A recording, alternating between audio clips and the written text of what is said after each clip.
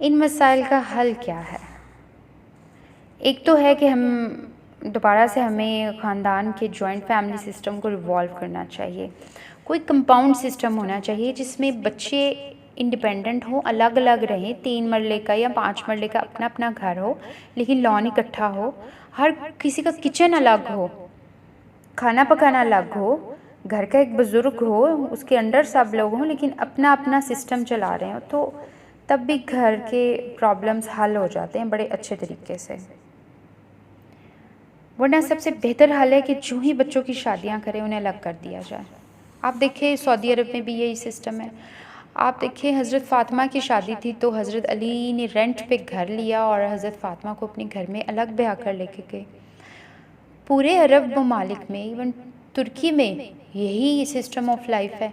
जैसे ही बच्चे की शादी होती है वो उसको अलग कर दिया जाता है, उसको एहसास दिलाया जाता है कि अब तुम एक ज़िम्मेदार इंसान बनने वाले हो। शादी देखिए, शादी प्यार मोहब्बत और सेक्स का नाम नहीं है। हमें बच्चों को ये ट्रेनिंग देनी है कि बेटा आपकी शादी होने वाली है, आप एक अदारे की बुनियाद बनाने वाले हैं। अदारा क्या है? बच्चों की परवरिश का अदारा। बच्चे बचपन से लेके कोई 15-20 साल, 25-30 साल आपके ऊपर डिपेंडेंट होते हैं, उसके बाद मैच्योरिटी आती है और वो अपना एक लाइफस्टाइल शुरू करते हैं। तब तक बच्चे आपके अंडर परवरिश पाते हैं, आपने उनकी परवरिश करनी है, उनको एक अच्छा जहान देना है। तो शादी सिर्फ प्यार मोहब्बत और ख्वाहिशों का नाम नहीं है। शादी ज़िम्मेदारियों का नाम है। आपके ऊपर एक ज़िम्मेदारी पड़ने वाली है एक घराने की, तो बच्चों की इस सिलसिले में ग्रूमिंग होनी चाहिए। हमारी यहाँ क्या होता है, शादियाँ होती हैं, कुछ ही अरसे बाद तलाक हो जाती, एहसास ही नहीं होता, 1-2 साल बाद तलाक हो जाती। छोटे-छोटे बच्चे होते हैं और माँ-बाप सेपरेट हो जाते हैं या घर वाले मजबूर कर देते, छोड़ो जी छोड़ो, और लड़की मिल जाएगी, इससे अच्छी और लड़की है, दफ़ा करो इसको, ये तो तुम्हारे काबिल ही नहीं। 100 नुक्स हम उन बच्चियों में डाल देते हैं। देखिए, अगर मुल्कों के निज़ाम ना हो तो इंसाफ नहीं होता, शहरों के निज़ाम ना हो तो भी इंसाफ नहीं होता, और अगर घरों के भी निज़ाम नहीं होंगे इंसाफ नहीं होगा। कोई मज़लूम बन जाएगा और कोई ज़ालिम बन जाएगा। हल क्या है? हमारा मुआशरा मज़हब इस्लाम को फ़ॉलो करता है, हम खुद को मुसलमान भी कहलवाते हैं, लेकिन ये कैसा मुआशरा है जहाँ रवायात अभी तक हिंदुआना है, उन्हीं के रस्म व रवाज हम आज भी जी रहे हैं। देखिए, अब हमें रुकने की ज़रूरत है, सोचने की ज़रूरत है, हमें छाँटने की ज़रूरत है। वो तमाम लोग जिन्होंने कुरान को समझा, सीखा, वो इन सारी पुरानी रवायात से अब दूर हट गए हैं, हिंदुआना कल्चर को उन्होंने छोड़ दिया है। वो कहते हैं हमें घर का सुकून चाहिए, अमन चाहिए। हम इन चीज़ों को क्यों मानें जो सिर्फ़ कल्चरली हमारे कल्चरली हमें दाखिल हुई, जिनके नुकसानात बहुत ज़्यादा हैं। मसलन हमें कदर करनी चाहिए उन लोगों की जो जहेज़ के ख़िलाफ़ हैं। वो कहते हैं हम घर खुद सेट करके देंगे अपने बेटे को। हमारे माशरे में सास बहू के झगड़ों की पहली बुनियाद जहेज़ है। स्टेटस को देखा जाता है, माल को देखा जाता है। शादी लड़की लड़के की नहीं हो रही होती, स्टेटस की हो रही होती है। फिर पूरा जहेज़ ख़ानदान को भी दिखाना होता है कि कुड़ी ए ले आई है तो ए नहीं ले आई, तो जो नहीं ले आई बाद में उसकी डिमांड होती है। हमने अभी तक डिस्कस किया मर्द कैसा होना चाहिए, सास बहू और माशरे को कैसा होना चाहिए, ये सिस्टम आया कहाँ से और इस्लाम इस हवाले से क्या कहता है। सबके बाद भी लगता है ना मसला जो का तू है। वजह क्या है? असल में पूरी सोसाइटी को, हमारे माशरे को, घरों में इस बात को अहमियत देनी चाहिए कि हमने इस मसले को हल करना है। अभी तक इसके हल की काविश या कोशिश मौजूद ही नहीं है। कुछ लोग हैं जो इनफरादी सतह पर या बाशऊर फैमिलीज़ हैं जिन्होंने ये रियलाइज़ किया है कि ये गलत सिस्टम है, वो इसको दूर करने की कोशिश कर रहे हैं, इसको अपनी ज़िंदगियों से ख़त्म करने की कोशिश कर रहे हैं। हमें एक दूसरे को रियलाइज़ कराने की ज़रूरत है। हमारा मसला ये है कि हम गलती को इतने बुरे तरीके से हाईलाइट करते हैं कि वो गलती दूसरे की ज़िद बन जाती है।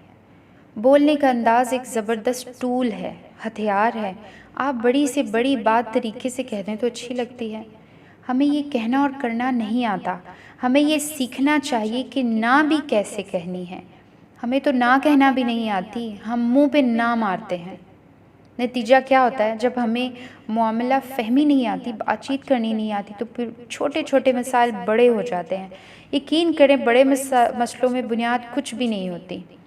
छोटे मसले जो चाय की प्याली से शुरू होते हैं, पानी के गिलास से, ये बोटी मैंने खानी है, तुम नहीं खाओगे, तुमने पहले खाना क्यों ले लिया, तुमने फ़लाँ काम पहले क्यों कर लिया। 10 रुपये 20 रुपये का मसला होता है जो बड़ा हो जाता है। यानी गैर ज़रूरी चीज़ों को जब हम ज़रूरी समझ के लड़ रहे होते हैं, तब लोग छोटी जंग को भी पानीपत बना के छोड़ते हैं। ये वो टॉपिक है जिस पे आप ढेरों ढेर बोलते रहें तो आप बोल सकते हैं, बट हमारे पास टाइम की कमी है। मैं बात को शॉर्ट करूँगी। बस एंड में मेरा दिल है कि मैं मैसेज दूँ एक सास को, एक बहू को और एक शौहर को।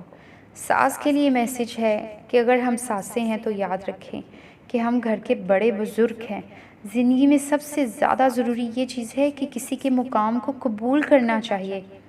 अगर आप सास होती तो कोई बहू भी होती है, वो भी बेटी की तरह है, किसी ने पाली है, ब्याही है, आपकी नस्लों की अमीन है, आपकी नस्ल उनके हाथों परवरिश पानी है। खुदारा उसे इज़्ज़त देना शुरू करें। बहू के लिए मैसेज है कि ये यानी सास आपकी असली माँ नहीं है, लेकिन ये किसी की माँ तो है, उसका अदब कीजिए। अगर आप उसका अदब नहीं करेंगे, एहतराम नहीं देंगे, बच्चों के जहनों में अच्छी दादी का तासुर नहीं बनाएंगे, बच्चों के जहन में नफ़रत उभारेंगे कि तुम्हारी दादी बहुत बुरी है, ऐसी है, वैसी है, तो याद रखिए कि दादी तो आपने अपने बच्चे की ज़िंदगी से मुआयनस कर दी, निकाल दी। और ये कितनी बड़ी चोरी है कि अल्लाह की बारगाह में भी आप जवाबदेह हैं। कल को आपने भी दादी बनना है, और जिस दादी को आप बच्चों की ज़िंदगी से निकाल चुकी हैं, उसी दादी को वो कल को कैसे इम्पोर्टेंस देंगे। हमें खौफ खुदा करना चाहिए। बच्चों की ऐसे तरबियत करें कि कल को माहौल ऐसा हो कि आप तंग ना हो। शोहर और खामद के लिए मशवरा ये है कि अपनी ज़िम्मेदारियों को कबूल करें। जो अपनी ज़िम्मेदारियां कबूल करता है वो यकीन कीजिए हर चीज़ में बैलेंस शुरू कर देता है। फ्रेंड्स, घर से बाहर अपनी विंडो से बाहर झांकिए, इर्द गिर्द और पूरे ऊपर आसमान पर इंसानों से हट कर अल्लाह की बाकी मखलूक को देखिए, चांद सितारों को देखें। आपको हर चीज़ में तवाज़ुन नज़र आएगा, और ये तवाज़ुन हर लम्हा हमें याद कराता है, हमें बताता है कि हम में तवाज़ुन ना होता तो आज हर चीज़ अपनी जगह कायम ना रहती, ये कायनात कभी की बिखर चुकी होती। ये तवाज़ुन ही हमारी बका है, ज़िंदगी है। तो यकीन जानिए हर चीज़ ठीक होना शुरू हो जाएगी। रिश्तों को अहमियत दें, रिश्तों का एहतराम करें, अपने बच्चों को रिश्तों का एहतराम कराएं, तो ज़िंदगी आसान हो जाएगी। Thank you very much.